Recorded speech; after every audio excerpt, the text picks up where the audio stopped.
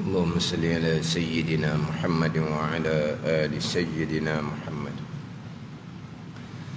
أعوذ بالله من الشيطان الرجيم. بسم الله الرحمن الرحيم. الحمد لله رب العالمين، والصلاة والسلام على سيد المرسلين وعلى آله وصحبه أجمعين. Rabbi syrah li sadri wa yassir li amri wahlul 'uqdatam min lisani yafqahu qawli. Subhanaka la ilma lana illa ma 'allamtana innaka antal alimul hakim.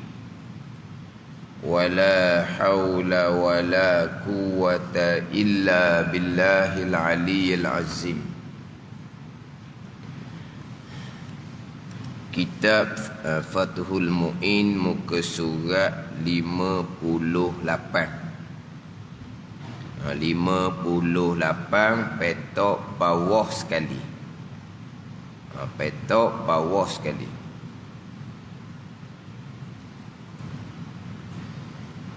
Qala al-muallifu rahimahullahu ta'ala wa nafa'ana bi'ulumihi amin. Wa massu waraqatin walawil bayar. Walawil bayar, setengah cetakan walau li bayadin. Itu setengah cetakan walau li bayadin. Hak dalam ni walawil bayad. Au nahwi zarfin wa idda lahu wa huwa fihi. Haram pula memegang. Masu menyentuh lembaran mushaf. Lembaran mushaf ni helayang Al-Quran. Helayang Al-Quran itu lembaran mushaf. Helayang Al-Quran. Sekalipun bahagian yang kosong. Mana bahagian yang kosong? Contohnya di tepi-tepi helayang Al-Quran. Al-Quran di tengah, di tepi-tepi itu helayang kosong. Hak kosong di tepi ataupun helayang, bukan kata di helayang Al-Quran kosong di tepi, bukan helayang yang tidak ada ayat Al-Quran, tapi helayang tu bersambung dengan mushaf, bersambung dengan Al-Quran. Contoh terkadang dalam helayang Al-Quran tu terkadang helayang luar sekali tu kertas kosong je, kertas putih gitu je dah. Terkadang tak kosong juga, ada Asmaul Husna ke, ataupun ada dia punya panduan-panduan. Dia ada punya panduan-panduan. Quran hak molek-molek, Quran hak maha-maha, dia di hadapan tu ada panduan. Beberapa lembaran hadapan, beberapa helayang hadapan yang bukan tertulis ayat Al-Quran. Sama ada lembaran helayang tu kosong ke ataupun tertulis apa-apa sekalipun yang bukan ayat Al-Quran, haram sentuh sekalian. Memegang bungkus au nahwi zarfin, ataupun memegang bungkus mushaf. Zarfin ni sarung dia. Bungkus ke, sarung ke, kotak ke. Di waktu terpakai membungkus, memegang bungkus mushaf. di waktu terpakai membungkus. Ni kita kena buat makna sendirilah. Tak faham tu. Jadi wa masu waraqatin walawil bayan, dan haram menyentuh helaian Al-Quran. Haram menyentuh helaian Al-Quran. Sekalipun bahagian yang kosong. Satu. Au nahwi zarfin, ataupun menyentuh, haram menyentuh nahwi zarfin, seumpama sarung bekah. Berarti situ sarung bekah dikata bungkus-bungkus, kau pandailah. Ini kena faham sini. Uiddalahu, yang disediakan akan bekah tu bagi Al-Quran. Dia nak situ. Bekah tu memang disediakan untuk Al-Quran sahaja. Kalau macam Al-Quran maha-maha, dia ada dia punya ni, dia punya apa dia? Sarung lah, sarung tak panggil tau. Dia ada dia punya kotak dia tu.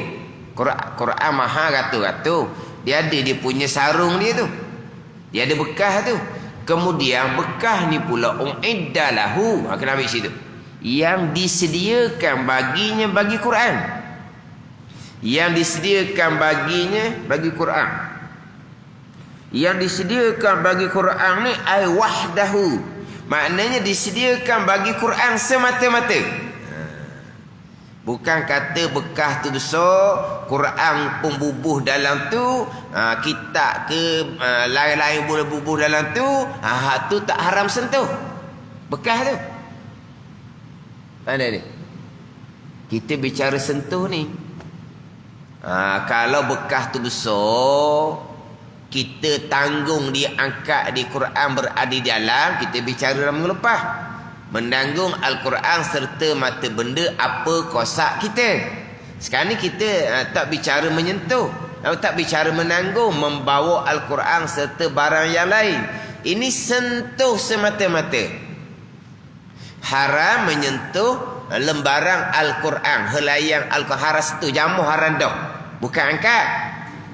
Walaupun bahagian yang kosong tepi-tepi, walaupun lembaran yang kosong yang tidak ada sebarang tulisan, walaupun lembaran helaian yang tertulis bukan ayat Al-Quran, contohnya Asmaul Husna, haram sentuh. Selesai situ. Dan juga haram sentuh umpama bekah sarung kotak. Tapi bekas sarung kotak ni, syarat yang pertama nak jadi haram sentuh bekah ni, uiddalahu, yang disediakan baginya bagi Al-Quran wahdahu, sahaja. Pandai ni.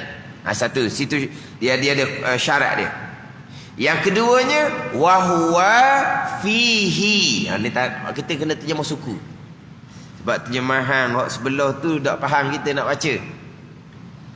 Sekarang haram menyentuh au nahwi zarfin, haram menyentuh umpama sarung bekah, yang bekah Al-Quran tu lah. Tapi bekah mana ni? Syarat yang pertama uiddalahu, yang mana bekah tu disediakan untuk Al-Quran wahdahu sahaja. Mana kalau bekah ni dia apa ke? Kecil molek, ngam-ngam dengan Al-Quran.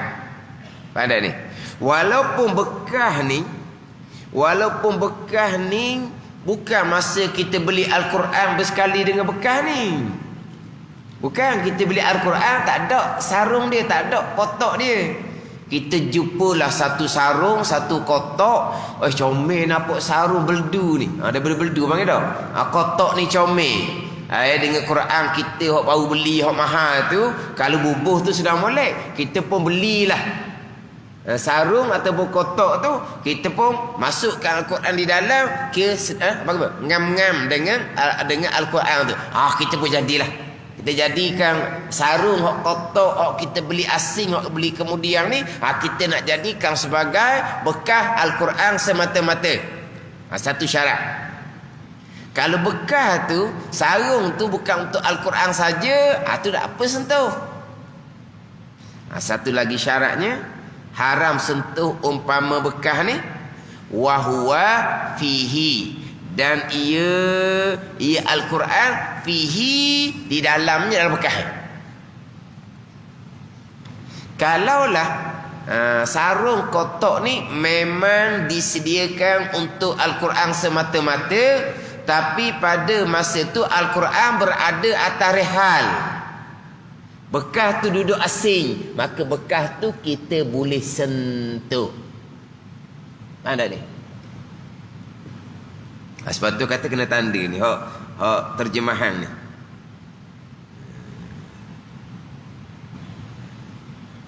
Sebab di terjemahan tu memegang bungkus mushaf. Di waktu terpakai membungkus, kita tak nak faham situ. Au nahwi zarfin, atau haram menyentuh umpama sarung kotak.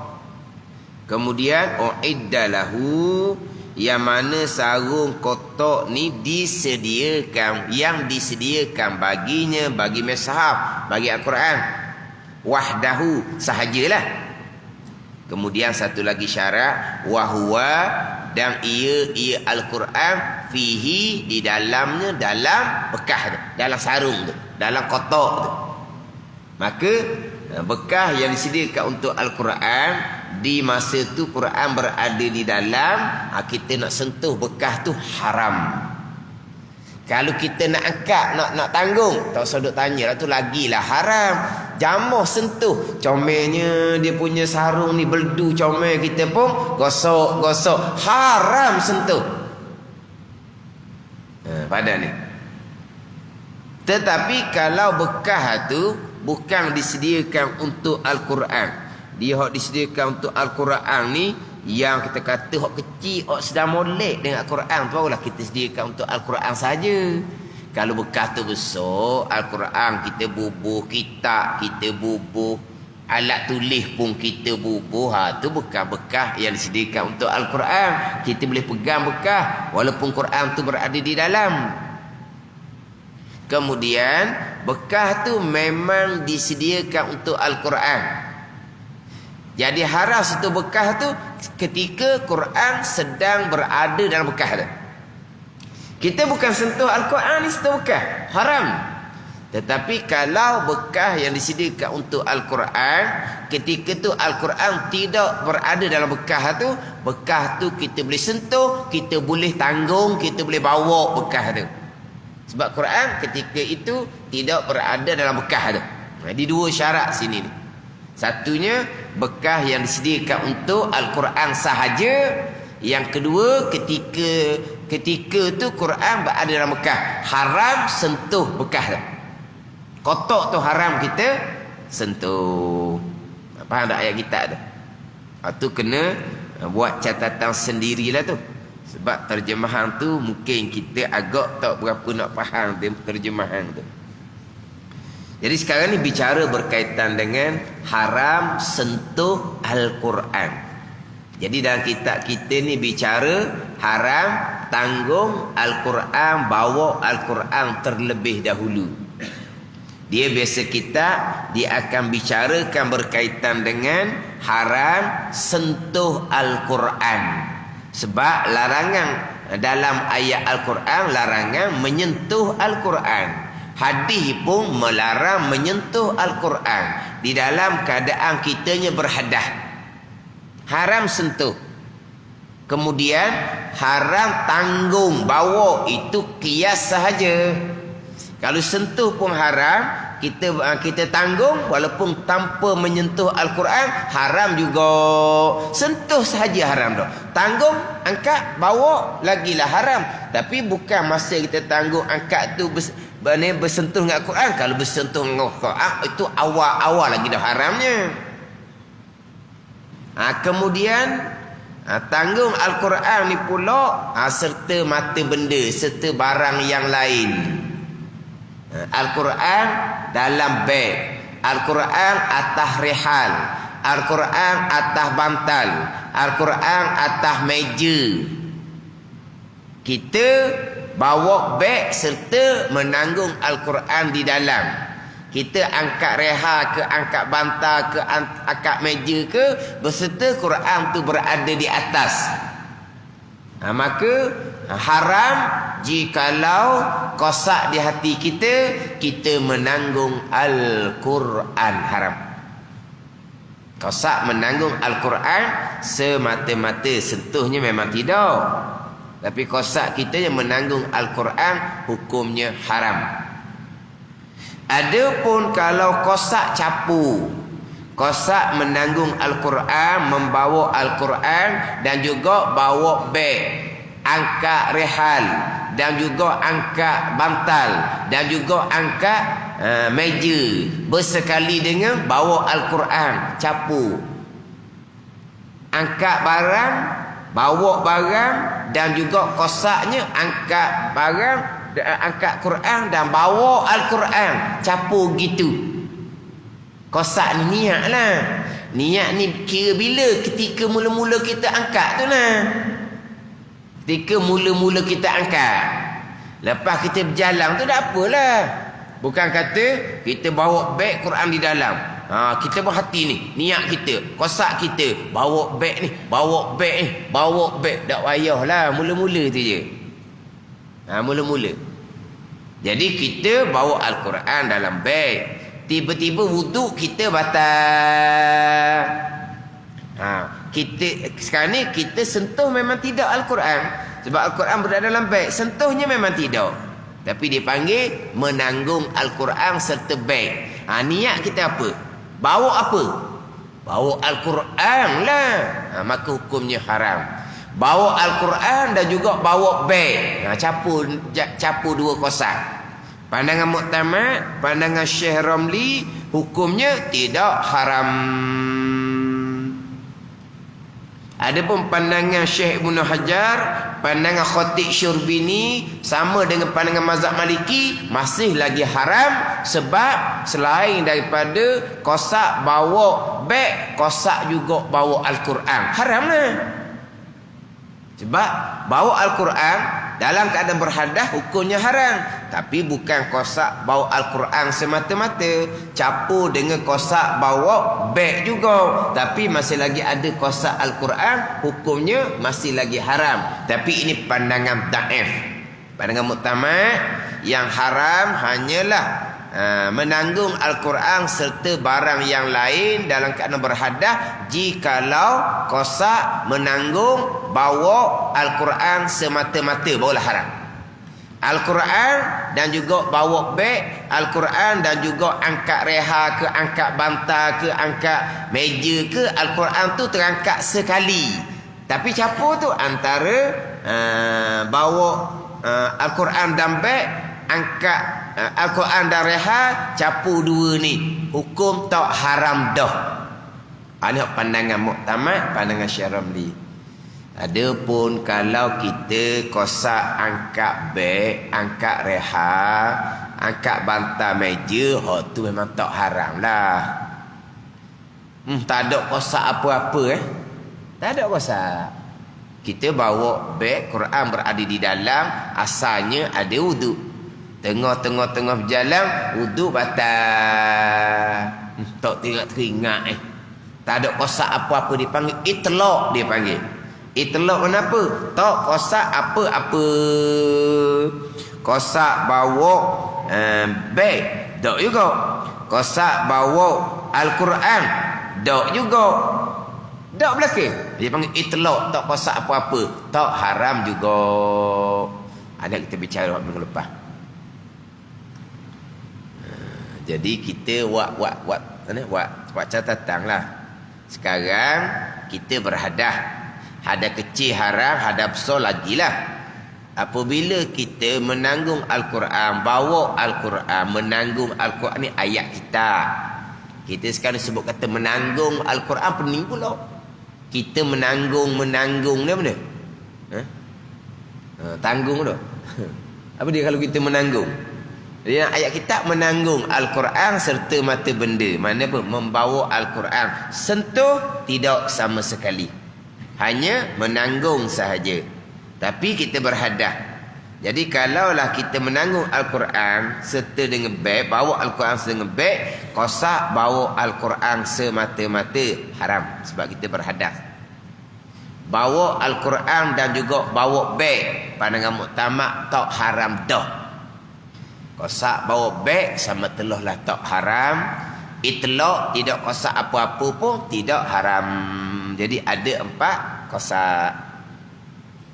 Hak minggu lepasnya pergi pula kepada kita akan bicara berkaitan dengan orang yang berhadas besar, orang berjunub, orang haid dan nifas haram membaca Quran dengan kosak Al-Quran. Dia akan bicara di muka surat 60 tu. Haram bagi orang yang berjunub, haram bagi orang haid dan nifas membaca Al-Quran dengan kosak Al-Quran. Orang yang berhadas kecil kita maklumlah haram menyentuh dan menanggung membawa Al-Quran. Tetapi kita orang yang berhadas kecil kita maklum tidak haram membaca Al-Quran. Orang yang berhadas besar berjunub, haid dan nifas sentuh Al-Quran sama telah haram, tanggung Al-Quran sama telah haram, membaca Al-Quran haram ni, membaca Al-Quran dengan kosak Al-Quran. Tu kita akan bicara panjang tu. Membaca Al-Quran dengan kosak Al-Quran baru haram. Kosak Al-Quran dok kosak Al-Qurannya macam mana? Bila baca je Al-Quran, baca Quran lah. Baca ayat Al-Quran, kosak Al-Quran ke, kosak zikir ke, kosak mengajar ke. Selain daripada kosak Al-Quran ni banyak. Kosak zikir ada, kosak mengajar ada, kosak ambil dalil sebagai hukum yang kita nak bicara, kosak ambil dalil sebagai kisah yang kita nak ceramah. Banyak tu. Selain daripada kosak Al-Quran, orang mengajar dia nak datangkan dalil hukum perkara yang dia ajar tu. Apakah dalilnya? Dia pun didatangkan ayat Al-Quran. Tiba-tiba yang mengajar tu ustazah sedang haid contohnya. Dia mengajar tu dia baca ayat Quran tu, tapi ayat Quran sebagai dalil. Ataupun dia uzur haid, kemudian dia buat satu ceramah cerita bab kisah-kisah para anbiya. Hak kisah tu tercatat di dalam Al-Quran. Dia pun bacalah ayat Quran hak kisah-kisah para anbiya tu. Dia sedang haid contoh. Tu baca Al-Quran tu. Kosaknya apa? Jadi gini. Dia kalau ada sorif. Sorif ni perkara yang menghalang daripada baca Al-Quran. Apa dia? Hadas besar.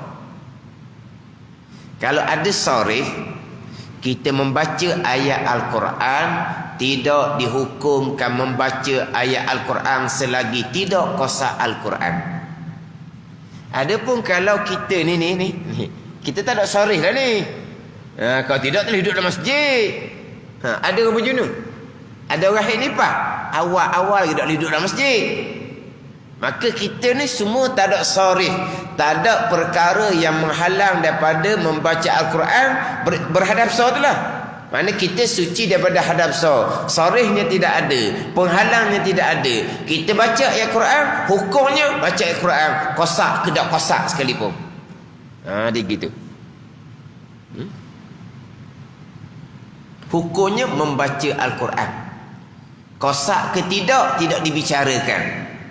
Sebab apa? Sebab tak ada sorif, tidak ada benda yang menghalang kita daripada membaca Al-Quran. Tiba-tiba kita berhadas besar, berjunub, haid dan nifas, ada sorif, kita pun membaca ayat Al-Quran, tidak akan dihukumkan membaca ayat Quran selagi tidak kosak Al-Quran. Contoh saya biasa buat contohnya, orang haid, orang nifas, nak makan, nak minum, Bismillahirrahmanirrahim. Baca bismillah ayat Al-Quran tu. Hukum je baca Al-Quran ke tak? Tidak. selagi tidak kosak Al-Quran. Sebab apa? Sebab ada sarif, ada perkara yang menghalang dia daripada baca Al-Quran, sebab dia sedang berhadas besar, hadas sama ada ayat Al-Quran ni semata-mata dalam Al-Quran sahaja, ataupun ayat Al-Quran ni dalam Al-Quran pun ada, dalam zikir-zikir pun ada, dalam doa-doa pun ada sekalipun. Sebab situ ada khilaf ulama, kita akan bicara panjang tu. Kalau ayat Al-Quran betul, tapi bukan dalam Quran saja. Bismillahirrahmanirrahim dalam Quran pun ada juga. Zikir yang disunatkan kita baca sebelum kita melakukan perkara yang baik tu pun ada juga bismillah, tapi di luar daripada Al-Quran.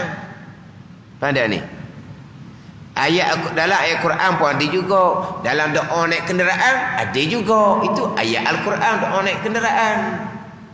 Dalam Al-Quran ada juga. Baca di luar daripada Quran, inna lillahi wa inna ilaihi raji'un, ada juga tu. Sunat baca apabila kena musibah. Seseorang tu kemalangan, kita pun sunat inna lillahi wa inna ilaihi raji'un. Kita sunat zikir tu. Tapi Al-Quran punya juga. Di luar Al-Quran pun ada juga bacaan ni. Ada dia. Ataupun contohlah kita kata ayat kursi dalam Quran dan juga bacaan wirid sudah semayang. Amanah Rasul ayat Al-Quran dan juga bacaan wirid sesudah semayang. Syahidallah ayat Al-Quran dan juga bacaan zikir wirid sesudah semayang. Faham tak ni? Jadi nak kira macam mana tu? Maknanya dalam Quran pun ada, dalam bacaan zikir pun ada. Ataupun hanya ada dalam Al-Quran sahaja, tidak ada dalam bacaan-bacaan zikir yang lain sekalipun. Haram hanyalah apabila membaca serta kosak Al-Quran. Ini pandangan yang muktamad. Ini dia akan bicara panjang dalam bab ni. Jadi kosak Al-Quran ataupun tidak kosak Al-Quran, kita letak kosak zikir je lah. Kita letaknya kosak zikir. Tapi bukan kosak zikir saja ni, kosak mengajar, kosak tadi lah. Kosak ambil dalil sebagai hukum yang kita bicara. Kosak ambil ayat sebagai kisah, kita nak ceramah kisah Anbiya. Dia banyak ni. Kosak-kosak diumpamakan dengan kosak zikir. Jadi hak haramnya membaca Al-Quran dengan kosak Al-Quran. Dan juga kosak Al-Quran sama campur dengan kosak zikir sama, haram lagi. Tadi bawa Al-Quran dan mata benda, kosak Al-Quran dan kosak bawa Al-Quran dan kosak bawa mata benda, tak haram dah. Berbeza dengan membaca Al-Quran dalam keadaan berhadap besar. Kosak baca Al-Quran, kalau kosak baca Al-Quran saja jelas-jelas haram. Kosak baca Al-Quran dan kosak zikir, kosak mengajar, kosak dua haram lagi. Hak tak haramnya kosak zikir saja. Hak tak haramnya tak kosak apa-apa. Nak makan nasi, bismillahirrahmanirrahim. Kalau kita kata kok seperti telancor lidah sahaja. Seperti telancor lidah sahaja, tak ada kosak apa-apa, maka tak haram. Ni sama juga ada 4 kosak. Kosak Quran saja, kosak Quran campur zikir, kosak zikir saja, tak kosak apa-apa. 2 haram, 2 tak haram. Hak Al-Quran serta mata benda 4 kosak juga. Bawa Al-Quran saja, bawa Al-Quran dan beg, bawa beg saja, tak ada kosak apa-apa. Yang haram hanya 1 sahaja, kosak bawa Al-Quran semata-mata. Bawa Al-Quran setengah beg tak haram dah. Kosak bawa beg sama telah tak haram, tak kosak apa-apa pun tak haram. Kosak ni bila? Ketika mula-mula kita bawa. Kosaknya bila? Ketika mula-mula kita membaca ayat Al-Quran tu. Ketika mula-mula kita membaca ayat Al-Quran. Kosak apa? kosak Al-Quran, kamu berhadap haram.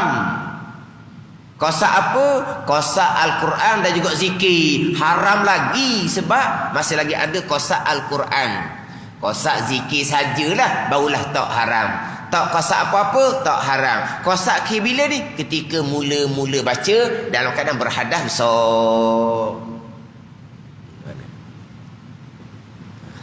Minggu lepas cerita, minggu ni cerita pula. Berulang kali tu. Lepas tu kita ni buat catatan ke dah? Ke masuk lekat. Masuk lekat. Tak apa. Takutnya kejut apa-apa luar balik lepas daripada kuliah ni hilang lalu dah. Kejut apa-apa. Saat ni ustaz ngajar 4 kosak, hak mana hak haram, hak mana hak tak haram, tak ingat dah. Sebab apa? Kejut ni. Turun tangga tu kejut apa-apa. Ke mana kita? Budak pondok ngaji pondok dak akak muka. Ni duduk duduk tanda sah. Dak akak muka. Kita ni dak tunduk muka pun. Dak tunduk muka pun ngaji pondok dak akak muka. Hok catat dalam kitab, catat dalam buku kosong, pula. Buku catatan. Buku catatan. Oh dalam kitab, buku catatan ada tanda. Sebab apa? Sebab Teguh kata dah ingat kita ni. Kita ingatlah pada masa malam tu. Lepas tu lama mana kita ingat? Catatlah apa dia kata.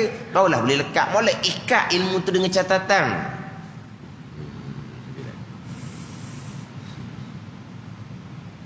Itu hak berkaitan dengan menanggung Al-Quran serta dengan mata benda yang lain. Ni nak pergi pula kepada haram menyentuh. Di dalam kitab biasanya haram menyentuh Al-Quran, barulah pergi kepada haram menanggung Al-Quran. Dan Fathul Mu'in ni haram menanggung Al-Quran terlebih dahulu, baru nak bicara berkaitan dengan haram menyentuh Al-Quran. Menyentuh Al-Quran dalam mazhab Syafi'i kita, walaupun berlapik sekalipun, walaupun hak lapik yang kita gunakan tu tebal sekalipun, hukumnya adalah haram. Kita nak sentuh Al-Quran, kita pun ambil sarung tangan, tebal sarung tangan tu, kita pun pegang Al-Quran, haram. Jangan kita faham sentuh Al-Quran ni macam bersentuh lelaki perempuan ajnabi, kalau berlapik tak batal wudu. Bukan gitu. Sentuh kemaluan dengan tapak tangan tanpa berlapik batal wudu. Itu bukan cerita berlapik tak berlapik. Ni masalah sentuh Al-Quran. Memanglah kita bersentuh lelaki perempuan ajnabi tanpa berlapik, wudu batal. Sentuh kemaluan dengan tapak tangan tanpa berlapik, wudu batal. Kalau berlapik tak batal. Sentuh lelaki perempuan ajnabi berlapik tak batal. Sentuh kemaluan dengan tapak tangan berlapik tak batal. Sentuh Al-Quran walaupun berlapik sekalipun, hukumnya masih lagi haram. Walaupun berlapik itu dengan lapik tebal sekalipun, dengan tuala tebal sekalipun, hukumnya masih lagi haram selagi dibilang sebagai menyentuh. Selagi dibilang sebagai menyentuh, walaupun berlapik itu tebal sekalipun, hukumnya adalah haram. Ini mazhab Syafi'i kita dan juga mazhab Maliki. Adapun mazhab Hambali Hanafi, menyentuh Al-Quran jikalau berlapik tak haram. Tu mazhab Hanafi dengan mazhab Hambali. Mazhab Syafi'i dengan mazhab Maliki, sentuh Al-Quran walaupun berlapik, walaupun lapik itu tebal, selagi dipanggil menyentuh, hukumnya adalah haram.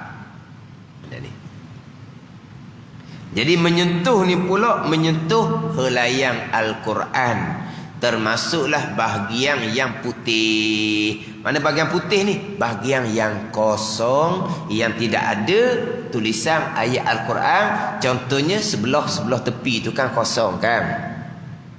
Walaupun kosong sekalipun, dengan bahawa tidak ada ayat Al-Quran, haram sentuh sekalian helayang Al-Quran.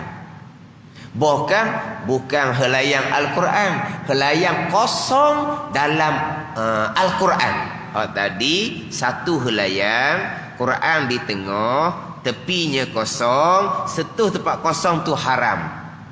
Bahkan helayang kosong hak bersambung dengan helayang Al-Quran di sebelah hadapan tu, kosong sungguh ke ataupun tulis ayat-ayat yang lain bukan ayat Quran ke, ayat kursi contohnya, haram kita sentuh di helayang yang kosong.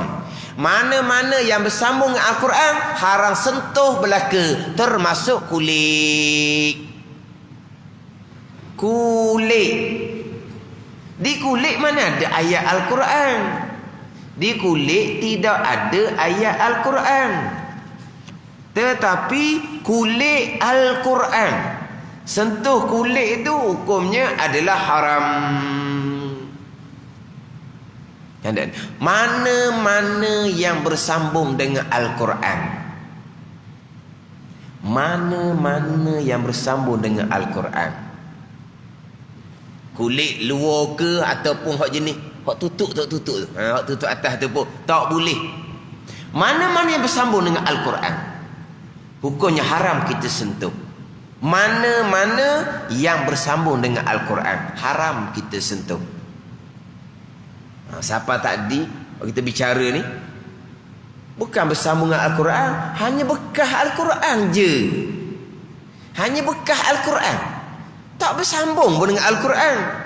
Tapi bekas tu disediakan untuk Al-Quran. Di masa tu Quran berada di dalam, tapi bekas tu tak bersambung dengan Al-Quran, bekas tu pun haram sentuh.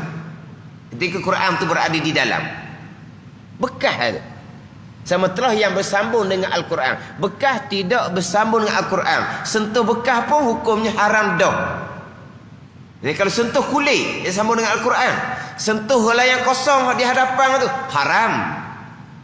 Apa-apa yang bersambung dengan Al-Quran, sentuh hukumnya haram. Bercerai. Bercerai. Kulit Al-Quran tu putus. Kulit Al-Quran tu putus. Kadang-kadang Al-Quran kan, rumah tu tunggu Quran kan, kadang-kadang Al-Quran tu tak ada kulit. Tak ada kulit. Kulitnya cabut. Kulit tu kadang-kadang dalam rumah Al-Quran ni mari berkulit setepak. Walaupun kulit itu sudah cabut sekalipun, cerah sekalipun, kulit itu masih lagi haram kita sentuh. Bukan pegang angkat, sentuh jamuh pun haram dah. Walaupun kulit itu sudah terpisah daripada Al-Quran, masih lagi haram kita sentuh kulit yang terpisah. Itu pandangan yang muktamad, pandangan Syekh Ramli, pandangan Imam Zarkashi, pandangan Imam Ghazali. Sentuh kulit yang sudah bercerai sekalipun hukumnya adalah haram. Itulah pandangan yang muktamad. Adapun pandangan Ibnu Hajar, kalau kulit Al-Quran tu sudah terpisah daripada Al-Quran, boleh dah nak sentuh kulit Al-Quran tu. Itu pandangan Taif. Pandangan muktamad, pandangan Syekh Ramli, pandangan Syekh Imam Zarkashi, pandangan Imam Ghazali, walaupun kulit tu sudah terpisah daripada Al-Quran, selagi kulit itu dinisbahkan mana apa? Diletak sebagai nama kulit Al-Quran, hukumnya masih lagi haram. Melainkan kulit Al-Quran tu comel, dia pun dia pun jilid satu buku, satu kitab, kulit Quran comel tu dia pun pasang sekali dengan buku, dengan kitab hak dijilid tu buat sebagai kulit, barulah tidak disandarkan kepada kulit Al-Quran, barulah boleh sentuh. Ada ni. Barulah boleh sentuh. Sebelum tu tak boleh sentuh sebab masih lagi disandarkan dengan nama kulit Al-Quran. Ni. Ini hak pandangan muktamad dalam mazhab Syafi'i ni ada khilaf lah. Lepas tu kadang-kadang di rumah guru Al-Quran kulit tidak berata. Dibubuh sipang satu-satu rak. Cuma kadang-kadang tak pandai nak buat. Takkan nak biar seumpama tu. Nak sambung kepada Al-Quran kembali tak boleh dah. Kulit tu kita nak jadikan kulit buku, kulit kitab lain. Kita tak ada buat jilid buku, jilid kitab. Lepas tu kulit nak macam mana tu? Dibiarkan sahaja. Berabuk kulit tu. Lepas tu nak macam mana tu? Bakar lah. Bakar.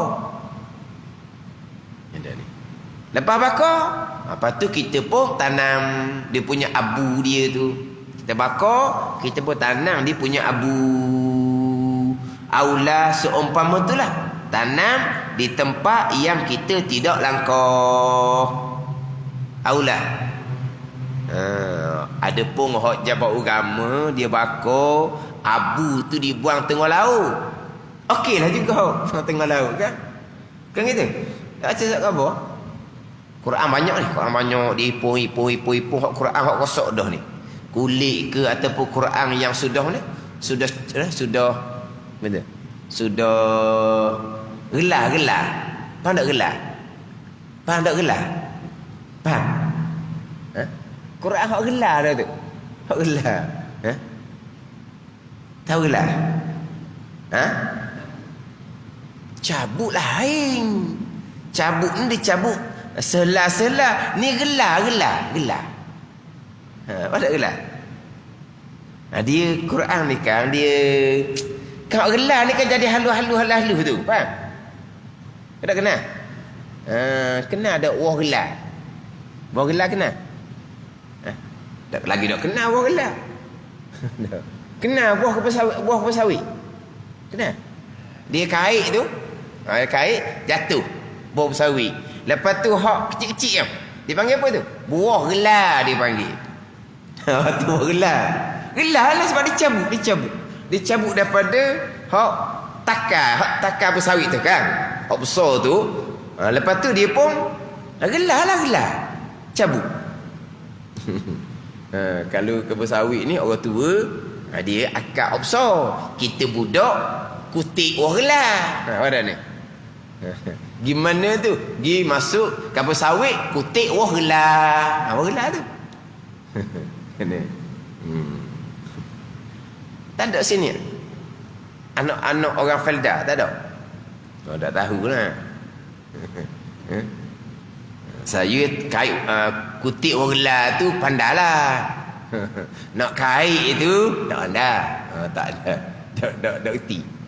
Kutik wah gelar tu boleh kan? Pada nak kait ni kait.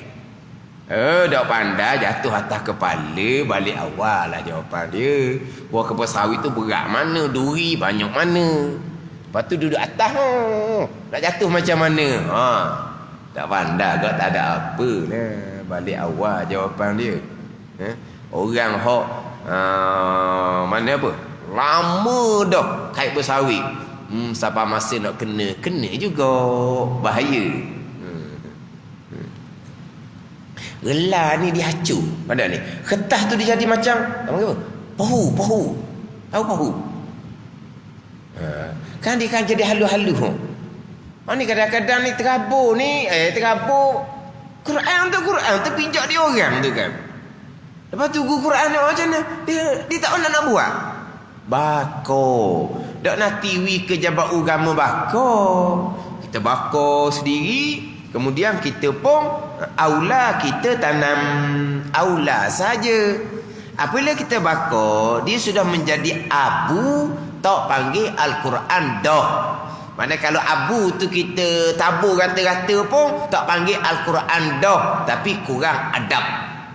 Aula utama comel abu tu walaupun bukan lagi hukum Al-Quran, abu tu moleknya kita tanam. Tanam mana? Tanam tempat yang orang tak lakar. Walaupun abu tu sebenarnya bukan Al-Quran dah, abu tu boleh dah kita nak biarkan, biarlah abu tu terbang ke macam mana ke, sebab sudah tidak dihukumkan sebagai Al-Quran. Tapi tak comel, sebab walaupun abu tu sudah tidak dihukum kepada Al-Quran, tetap abu Al-Quran juga. Tak comel lah tabur merata-rata gitu. Kata macam nak abu tu tanang. Jadi bakar lah. Kulit ke, hak helayang-helayang hak cerah dah ke, helayang-helayang hak gelar tu ke, bipo-bipo bakar. Tak nak tiwi ke jabat agama. Hak jabat agama tu dia bakar hak banyak lah. Dan memang orang yang hantar tu, orang yang hantar jabat agama suruh bakar. Jabat agama lepas bakar, dia pun pergi buang tengah laut abu Al-Quran. Sebab kulit Al-Quran tu bercerah pun haram sentuh atas pandangan yang muktamad. Sama telah kulit yang masih lagi berhubung dengan Al-Quran. Hak mana yang bersambung dengan Al-Quran, hukumnya haram belaka. Bahkan bekas Al-Quran yang disediakan untuk Al-Quran, Quran berada di dalam pada masa tu, bekas tu langsung tidak bersambung Al-Quran, bekas tu pun haram dah situ. Bayangkan, sama telah yang berhubung dengan Al-Quran. Sebab ada orang disentuh bahagian putih Al-Quran, waktu tak ada tulisan, dia kata tak apa, sentuh tepi, dia kata, bukan sentuh tengah. Tengah layang bawa ada Al-Quran, saya sentuh tepi, bukan sentuh tengah, haram. Sebab apa? Sebab pelayang Al-Quran, walaupun di sebelah tepi yang kosong, yang tidak ada tulisan Al-Quran sekalipun. Bila ini nak cerita kemuliaan Al-Quran. Kemuliaan Al-Quran, mukjizat Nabi yang paling besar, mukjizat Nabi yang dapat dilihat sampai ke sekarang, mukjizat Nabi sampai ke hari kiamat. Nabi SAW lah Rasul yang paling banyak mukjizat, bukan Nabi Musa alaihissalam. Nabi kita lah yang paling banyak mukjizat yang berlaku. Tapi mukjizat yang banyak-banyak, yang paling besar adalah mukjizat Al-Quran yang dapat dilihat sampai kiamat. Al-Quran yang menjadi pedoman hidup kita sampai hari kiamat untuk selamat dunia dan akhirah. Ini Al-Quran. Bukan hanya untuk dibaca, untuk digunakan sebagai panduan hidup kita. Bukan Al-Quran hanya sesuai pada masa Nabi saja, bukan. Sesuai sampai kiamat. Sebab Al-Quran adalah kalamullah, kalam Allah. Maknanya kalam Allah yang bersifat dengan ilmu, yang bersifat dengan hakim bijaksana. Kalam Allah ni sesuai sampai kiamat. Mulianya Al-Quran, nak sentuh sahaja dalam keadaan berhadas, hukumnya adalah haram. La qalbu la qalbu waraqatin. Dia nak la qalbu waraqihi bi'udin idza lam yanfasil alaihi. Wallahu a'lam. Bismillahirrahmanirrahim. Alhamdulillahi rabbil alamin, wassalatu wassalamu ala sayyidil mursalin wa ala alihi wa sahbihi ajma'in. Allahumma iftah alaina futuhal arifin, Allahumma allimna ilma akadamin, wa fahimna famasabikin, warzuqna ruqat talibin. Allahumma zidna ilma wa alhiqna bis salihin. Wa sallallahu ala sayyidina Muhammad wa ala alihi wa sahbihi wa sallam, walhamdulillahi rabbil alamin.